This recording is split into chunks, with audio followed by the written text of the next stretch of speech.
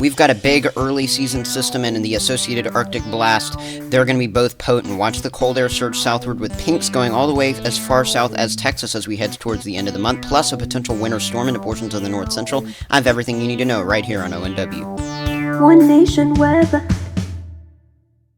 Let's start off with some satellite analysis for us here, as we've got a good bit going on in different parts of the country right now. The first thing I want to point out is our recent cold front and the associated low pressure system. Most of the cold front is now offshore with just some of the wraparound moisture still continuing to push off of portions of, say, Lake Erie, is heading on over into portions of Syracuse, New York off there as well. We've got some energy coming off of what's left of Tropical Storm Norma there into portions, between Baja California into portions of Mexico there. We're watching that zone. And then, of course, we've also got some of the jet up there into portions of southern Canada, some scattered showers pushing through portions of the plains, and, of course, also notice that arrow-eyed drone over the south central. That's indicating some of the cloud cover moving east there. We've also got clouds moving onto the west coast, so a lot going on right now. But let's break it down for you here. Here's your mid-level wind analysis. You can see right there the trough that we have in the east. We've got ridging going on in the west right now with a high-pressure system over the Four Corners region. That system is going to overall slowly move eastward before kind of parking itself over the southeastern United States later this week, and I'll show you how that's going to affect where and when our systems are moving through in a little bit. But first of all, you can see as we go in towards our Monday morning, already noticing start of a little bit of that trough that I was just pointing out, some of the clouds moving onto the west coast. That's going to dip on down into portions of the southwest. That's going to help to spark off some showers and storms over the central part of the country this week. We've also got a good bit of wind energy, at least some moderate wind energy moving over portions of the northern U.S. And notice how what's in southern Canada will eventually shift over that area, forming an active pattern here over the northern United States as that jet just continues to move on through in the mid-level winds there.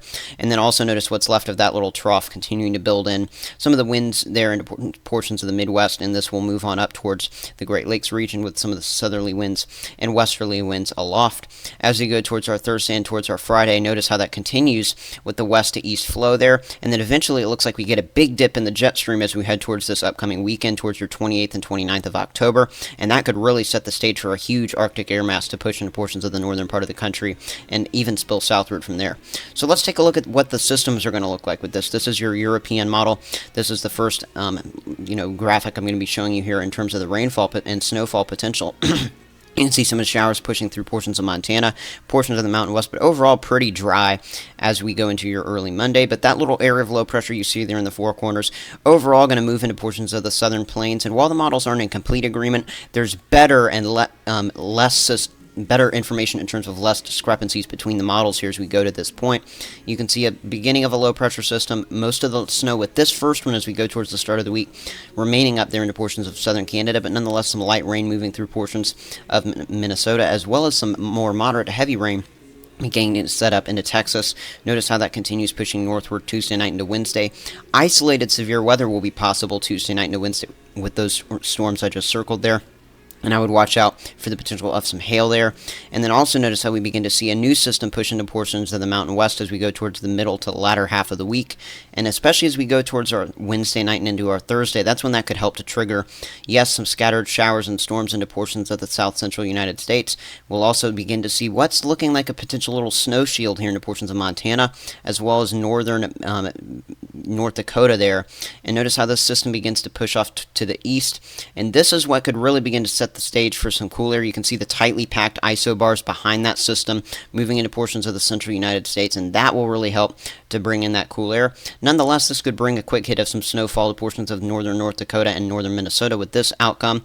And then as we go towards, once again, towards this 28th-29th time frame when I was showing you that really big dip in the jet stream comes there, and that could bring in a reinforcement of some very chilly air there over portions of the central and northern part of the country. With the GFS model scenario, I want to run through this one a little quicker for us here, but still run through it so you can kind of see the differences in the models that we have. Overall, things looking pretty similar as we go towards the Tuesday night and Wednesday time frame. Storms beginning to push over portions of the plains. I would watch some of these cells Wednesday and towards Thursday time frame into, say, Kansas, Oklahoma, into the Arctic and Missouri. Most of these will be pretty sub-severe, though, as it looks right now. Again, some snowfall into portions of the north central United States. The only difference with the GFS is that it shows this secondary, some of that attached low pressure system that moves out of the Mountain West and kind of helps to force this east.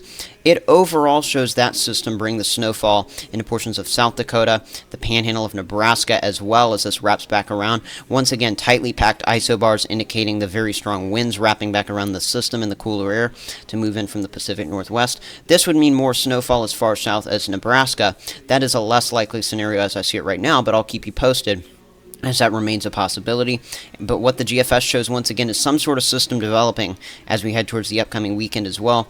That would need to be monitored very closely for the potential of snowfall as far south as Kansas and Missouri, as well as portions of the Midwest. In terms of your rainfall expectancy over the course of the next 7 days, a good shield of 2 to 4 inches of rain from portions of Texas on up into the Great Lakes region, and some of the rainfall equivalent from that snowfall in the north central will also add up as well. But look at this, the bluish shade that you see up there into the Dakotas, that is the deepest blue you can get from the Climate Prediction Center, basically indicating a significant Arctic outbreak getting going over that region. So let's play this out for you here with your temperature anomaly tracking using the Euro model. Now, temperatures about 20 degrees above average here as we start the work week here over portions of the central United States. We've seen some 90s over the weekend and into the start of the week in Texas. This is unseasonably warm air. You could be really flipping the pattern around as we head towards the start of November, though. Here's how this, begins setting up as we head towards the middle of this week. As we go towards your Wednesday, pausing this as we go into your Wednesday night. Overall, most of the country is still warmer than average, and this is shifting east with 5 to 10 degree above average temperatures there over portions of the eastern United States. We will have the potential for some of that cooler air to begin moving into the Pacific Northwest and the Mountain West with 10 to 20 degree below average temperatures there. But look at how this begins pushing southward. And as we go towards your Friday afternoon, this is when we get that first system to really move out of the Mountain West and push east. And I should call it the second system because really we will have been seeing a first one already move through the Midwest during the week. This is the first one to bring cool air, though. Look at this, 10 to 15 degrees above average over pretty much the entirety of the east and southeastern United States, whereas we'll be as much as 30 to 40 degrees below average here over portions of Montana, as well as western North Dakota. This is wild, y'all. And look at how this continues moving southward, kind of stalls for a little bit, and then look at how the European model drags us southward as we head right towards your Halloween time frame. This could be some very spooky, chilly air for us here in the portions of, say, Texas, portions of Oklahoma, as well as the Four Corners region. Temperatures going about 20 to 30 degrees below average over the entirety of the central and even parts of the western United States by this point. Again, this is just a model solution, but it's definitely something pretty outrageous for the European model to be showing, especially with warm air still only lingering on the east coast at this point. And eventually, if you've got that much cool air over the central United States, some of that will likely move eastward as well, and that could set the stage for snowfall with any systems over the central United States as we head towards the start of November. And this doesn't look to be budging at that time with this solution, with 10 to 20 degree departures continuing into the start of that month. Now, in terms of your snowfall potential, the European model showing a decent shield of 6 to 10 inches of snow through the end of the month here over, say, places like Minneapolis, especially north and west of you there, all the way through portions of South Dakota. North Dakota seeing that initial shield, though, with this system during the mid to later part of this week. And look at how that could produce a quick foot of snow. But overall, the shield goes all the way from areas there into portions of Utah. We've got, say, Colorado, and this goes all the way eastward there into southern Canada. And that's going to looks overall to edge north of the New England states as that high pressure continues to dominate in the east during the near term. But one last graphic that I want to turn to right now is the fact that we're going to see some of the temperature trends as we go towards your Friday. This is your October 27th here, and look at this, about 70s and the 80s here in the portions of the southeastern United States, whereas we're in the 20s and 30s there for daytime highs and evening temperatures there into Montana, into portions of North Dakota, some areas of northern South Dakota. If that were to shift southward, we could see some very significant bite in your fall air there. So we're going to watch this very closely. Stay tuned to One Nation Weather for your latest updates, and check out my winter forecast. Subscribe.